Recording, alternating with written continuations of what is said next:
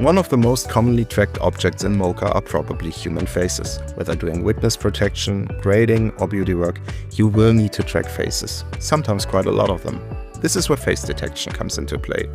Driven by specifically trained machine learning models while still giving you all the flexibility and customization you expect from a Mocha track. This addition to the Mocha toolset will greatly speed up your workflow. I'm Christoph Zapletal for Boris Effects. Let's explore face detection in Mocha Pro. Let's start with the most common use case for tracking a lot of faces simultaneously: witness protection. I picked this scene where the camera follows a group of people through a street. Suppose this was for a documentary and we don't have proper clearance for the persons in the picture. We might have to obscure them. So in my Premiere timeline, I will start by adding a copy of my shot to the layer above and applying the Mocha Pro plugin. Let's launch the Mocha Pro user interface and search for a frame where we actually see a lot of faces. This one seems good. So traditionally, we would have tracked each face, which would mean, judging from the frame alone, at least 8 individual tracks, all having individual obstructions and other challenges to deal with. But if we take a look here at the Track tab, we see this section called Detect. Note that Face Detect is not available in the Essentials workspace, so that is the reason why I'm staying in the Classic workspace for this tutorial. If we check Generate Face Layers, we can then choose to either hit the cogwheel next to it to process a single frame, or go up here and choose to process the whole clip forwards and backwards. Let's start with a single frame first. Mocha will now create an ellipse around each face and put all of those faces into a separate faces folder. While the ellipse is a rather simple shape, Mocha will try its best to choose a size that hides all the identifying details. But as these are Mocha shapes, we can easily adjust them to our needs, something that we are gonna explore in detail in our second example. Let's now process our entire clip forwards and backwards. That is definitely more than 8 faces. But why? Well, there are 2 reasons. Firstly, Face Detect will not necessarily do a single layer for each face. That means if a face is obstructed and then reappears, Mocha will create a new layer for it. Let me show you. If we turn on all mattes, we can see that Mocha colored each individual face shape with its own unique color. On frame 80, this face has a green colored shape, but once the face is obstructed and then reappears on frame 107, it has got a peach colored shape. We can also see in our layer list the selection switching between those 2 face shapes. Secondly, we do have some false positives in our shot. Take a look at the motorcycle. Something on the tank and the handlebar seems to resemble something that Face Detect falsely identifies as a face. I will quickly delete the false positives and go back into Premiere.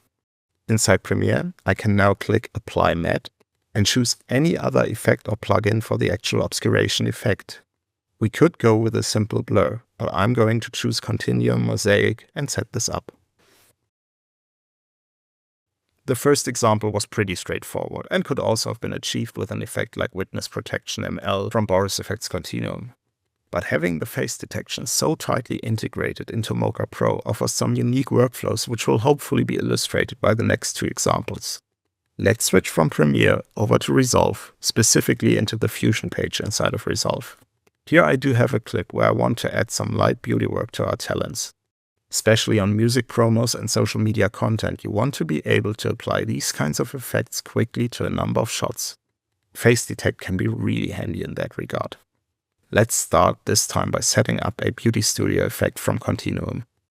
With the color picker, I'm defining the min and max values for my image. Let's dial this in a little bit more. I don't want to lose too much of the skin detail, and I'll also add a tiny glow, just to give it that 70s touch. If I switch to my matte view inside of Beauty Studio, I can see that the effect is not only touching the talents' faces, but also the arms and clothes. This is also quite evident if I toggle Beauty Studio on and off. Let's use Mocha Pro to constrain these effects to the faces only. With just 4 talents and a very clean background, I don't have to worry about obstructions or false positives. This time Face Detect gives me the clear-cut track of 4 individual faces. While these tracks are pretty good, they are not your typical Mocha planar track. Translation, rotation, scale, and shear are tracked, But if you would draw up a manual shape and perform a planar track instead of using face detect, you would probably get a slightly different result.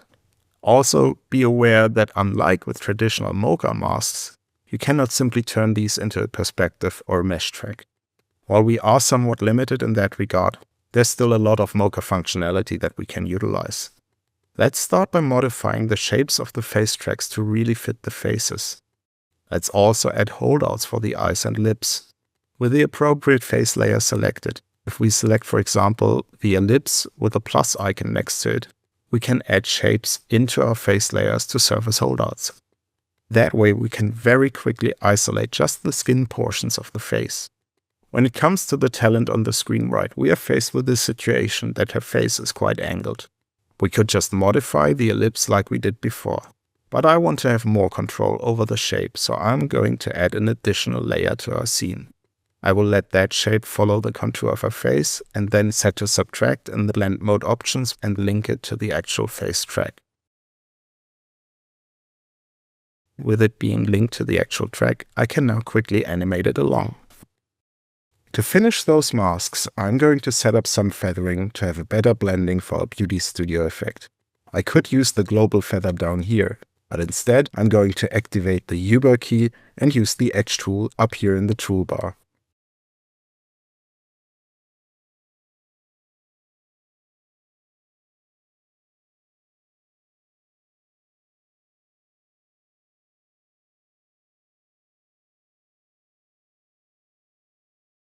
Let's return to Resolve and set our matte from Mocha to apply. Finally, let's bring in a merge node. I'm going to hook up the result of Beauty Studio to the front input, the original plate to the back input, and use the Mocha matte for the matte input.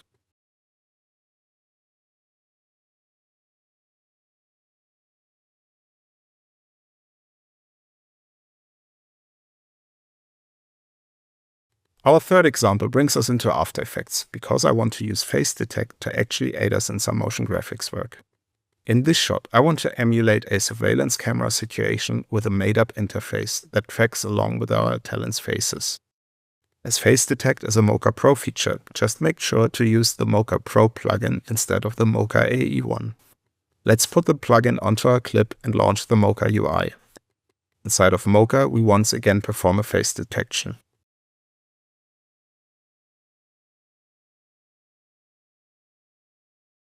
Apart from a couple of false positives around frame 120 due to the reflection, we are looking pretty solid. Now I want to use just the translation of the tracks to drive my motion graphics. Traditionally, that would have meant to set up a shape and only to track its translation and to repeat that process for each layer. However, as I mentioned before, the face tracking always tracks translation, scale, rotation, and even shearing. Let's hold this thought for a second. I will quickly name the track layers for our male talents, save my Mocha project, and return to After Effects. Here I'm going to create a new adjustment layer and name it Middle Guy, just like my Mocha track layer. Switching back to the layer with my Mocha Pro effect applied, I can now use the Tracking Data submenu to create track data for my adjustment layer. Clicking on Create Track Data, I can pick my track layer without having to re-enter the Mocha UI and then choose my new adjustment layer as the layer to export to. Now my tracking data is applied to my adjustment layer. But that's all my tracking data. Remember that I just want to bring over the translation data. I'm going to select Scale and Rotation and use the Delete key on my keyboard to get rid of them. Now I can pull in some graphics and link them to my adjustment layer. I will draw up this box here around his face, but making sure to have no fill and some rounded edges. Just looks nicer. I will also add this little ID number here and add a simple animation preset to have the characters fade in over time. The adjustment layer gives me extreme flexibility, especially as I can pretty easily repurpose elements like the boxes or the typo layer on my other talents as well. So let's rinse and repeat. Create a new adjustment layer and use the Apply Export workflow to paste your tracking data in. Get rid of the unwanted rotation and scaling and link up copies of your graphical elements to the adjustment layer. Let's not forget to individualize the ID number and to offset the keyframes for the fade in. So the male talents are all done, but our female character is a little bit of a different story. Her track consists of 3 different layers. Rather than chopping together the tracking data from all those layers inside of After Effects, let's merge those 3 layers into a single one. We have to be mindful of the layer order here. Stack the layer with the first face track on top, then put the remaining layers below in consecutive order. With all 3 layers selected, we can either right-click on our selection and choose Merge Layer Tracks, or use the merge icon here to create a new layer. We will need to extend the range of this new merged layer to the whole duration of our clip, as merged layers inherit the duration from the top layer from which they were created. If we scrub through now, we can see some slight deviations from the original track, because Mocha tries to interpolate between the different layers. But this will work nicely for our graphics. Back in After Effects, let's once again use the Apply Export workflow to apply our tracking data. Then we can once again get rid of rotation and scaling. I will copy one of the square boxes, a line and a text layer, and adjust them accordingly. If we shuttle through the areas where her head is obscured by the guys walking in the opposite direction, we can see some jiggling in the translation. Let's open up the graph editor and clean this up.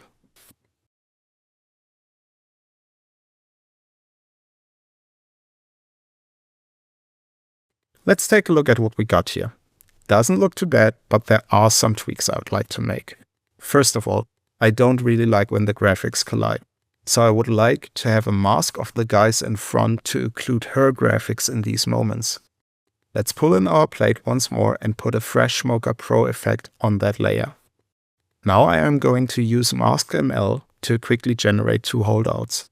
I found that this works best when I draw my reference on a frame where the talent is clearly distinguishable from the background, rather than, for example, this frame. So I will draw up a reference here in the beginning and another one after both have crossed ways. Now I will create another MaskML layer for the second guy she encounters. Let's quickly process both layers and return to After Effects. Here I need to check Apply Matte and put this right here above my female talent's graphics.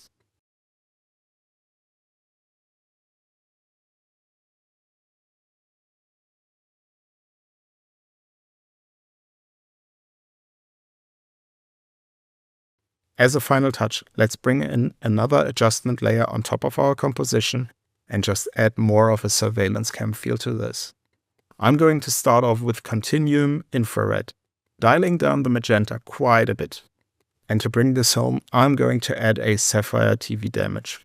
We could go with the obvious surveillance preset, but I found that Viewfinder gives me more of the look I'm after.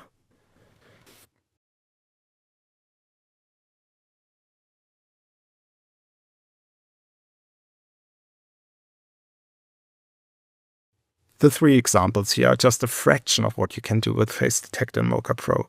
The fact that you get actual shape and tracking data rather than just a rendered image makes this much more versatile than many other machine learning powered solutions. So if you want to check out Face Detect inside of Mocha Pro for yourself, go to boriseffects.com and grab yourself a free trial. There you'll also find a ton of other tutorials, including a detailed look at MaskML. I'm Christoph Zapletal for Boris Effects, and I will see you in another video.